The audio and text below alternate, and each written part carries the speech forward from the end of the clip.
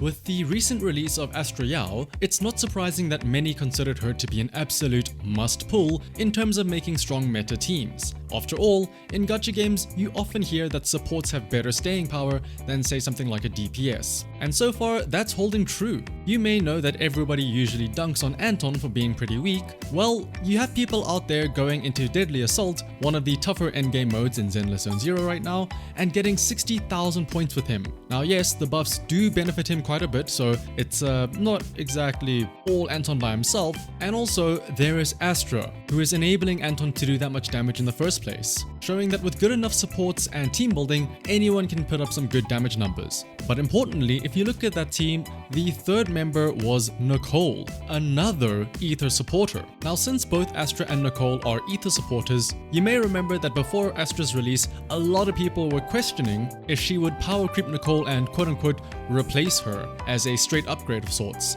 which is honestly tough to argue since Nicole is honestly just that good even as an A rank. But now it turns out, why fight over who's better when you can run them both together and create an amazing team? Not only do you get the big attack and crit damage boost from Astra, but you also get the crit rate boost and defense shred from Nicole. It's the best of both worlds. But with Astra's introduction, it has enabled a new type of team composition within Zenless Zone Zero. Because Astra not only provides her own buffs, but she enables such easy and seamless switching back and forth between the other two agents, this has suddenly made this double support option incredibly viable and incredibly smooth to play as well, since Astra's own buffs are very easy to trigger, and now you can offensively switch into your other support with a quick assist and then apply their buff and go straight back into your other damage dealer. But honestly, there is so much more to running double supports than meets the eye. First, let's go over the support disc sets. For the purpose of all of these double support compositions, I'm going to assume that at least one of them will be Astra and that she will have the Astral Voice disc set, which seems like quite a no-brainer. Spamming quick assist is very easy, so you can keep a very high uptime on the bonus attack for the entire team from the Astral Voice set. But the second supporter is now also able to wear a disc set that provides buffs for the entire team. For example, let's say Lucy and Evelyn are the other two in the team.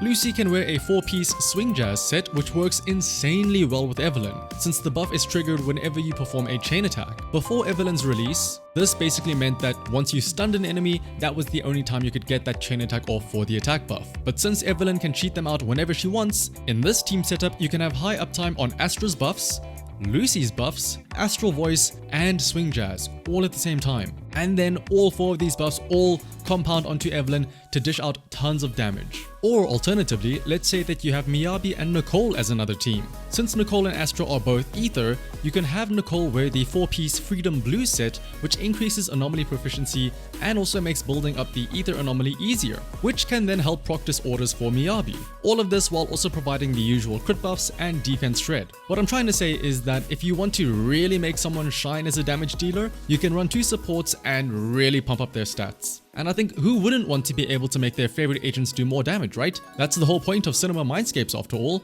giving them new mechanics and higher multipliers so that they become less reliant on others and you can spend more time having them on field, watching them do their best. And so running double supports is honestly no different. It also gives them a solo moment in the limelight. And on the topic of hyper investing into one agent, that brings me to the next point. You won't have to worry about conflicting stats. Again, using the example of attacker, stunner, and support teams, imagine a team of Shuyen, Xingyi, and Nicole. Now don't get me wrong, it's a great team.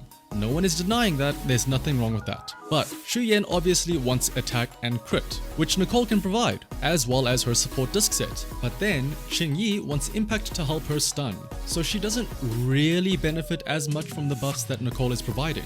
And then of course, Xingyi will be using a disc set that is increasing her own impact, which the other two will not be benefiting from, at least not directly. Obviously, they will benefit in the sense that the enemy will be stunned sooner, which means that they can do more damage, but this brings me to a team that I honestly, personally love using, and might also kind of classify as a double support team, and that is Shuyen, Caesar, and Nicole. Yes, Caesar is a defender, but with how insane her shield buff is with the bonus attack, it's like she's basically a supporter, who is also able to do some pretty decent stunning with her parries. Except now, Caesar is performing the double function of helping to stun, but also providing buffs and supporting by stacking even more attack onto Shuyen. An even better example of this split stat thing is once again coming back to Miyabi in a disorder team. Now, if you don't have Miyabi at Mindscape 2, you'll know that you really want to try and trigger Disorders to get those extra 2 points of Fallen Frost for her Judgment Cut. A typical second anomaly agent to pair with her is then of course Yanagi. And again, don't get me wrong, this team is great. It's really good.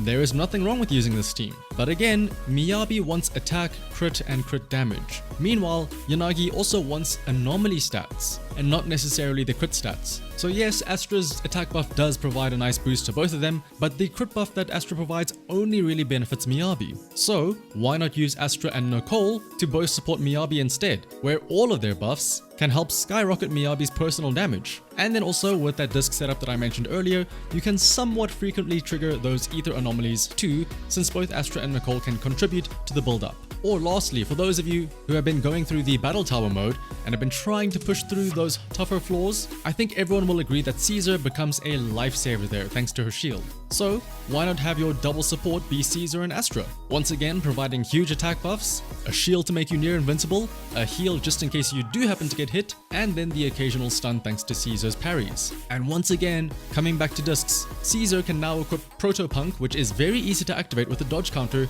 to provide yet another attack buff, which your main DPS can then surely appreciate. As opposed to again, say, Yanagi having a disc set that only truly benefits herself and not really the rest of the team. And with this double support setup, they provide such great buffs, and as I mentioned, they are very easy to keep active almost permanently thanks to how Astra enables this easy switching style. But also, trying to build these support agents is relatively easier than compared to another DPS or stun agent. Sure, you do still need to upgrade their skills and make sure that you get the right amount of stats to be useful, but typically that's just one stat that you can dump everything into for them, normally something like attack. As opposed to, say, again, a second anomaly agent who wants not just attack, but also anomaly proficiency and then anomaly mastery, which makes farming for those perfect discs a little bit more annoying than just saying, oh cool, I got attack percent, it's perfect. Now, so far, most of the talk has been about trying to min-max and optimize for the most damage and whatnot, but something that we cannot neglect is, of course, the fun factor, which is arguably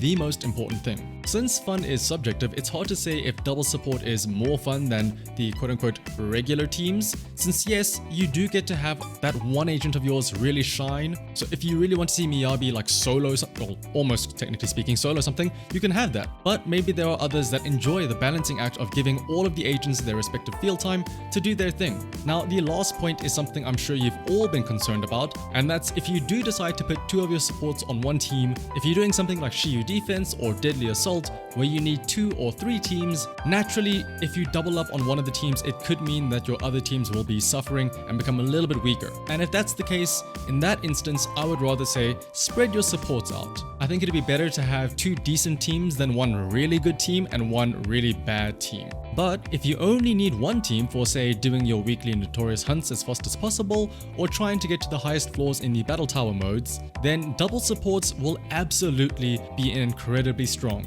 And who knows, maybe as more time passes and as more potential supports are added to the game, there may come a point where we will be able to afford 3 different teams, each having 2 supports each. But that's just a thought for the future. I mean, we can kind of already have that now with, say, Astra Nicole as one team, and depending on how you want to classify her, maybe like Caesar and Lucy as another 2 pairs of supports. Rina can also work as well if you have her at Mindscape 1. But again, I think the main core of what makes double supports so nice is the fact that Astra herself enables that ability to quick switch between the other 2 agents so easily. And because Astra is so low commitment in terms of how easy it is to get her buffs alone out at least. But for now though, if you haven't already, I highly recommend trying out a double support team yourself, and more importantly, tinkering around with the disc setups and whatnot like I mentioned, since I feel that Astra really does breathe in some fresh air into how many new options of teams are viable if you do put in that little bit of extra effort to make sure that the team is built properly. But that is going to be it for today's video. As always, if you found this useful or learned something new, then consider clicking the like button and also the subscribe button if you haven't done so already. I would greatly appreciate it. And it'll also help keep you updated for when I upload the video going over whether or not you should pull Evelyn or Soldier Anby, which is going to be sometime soon. But until next time though, bye bye!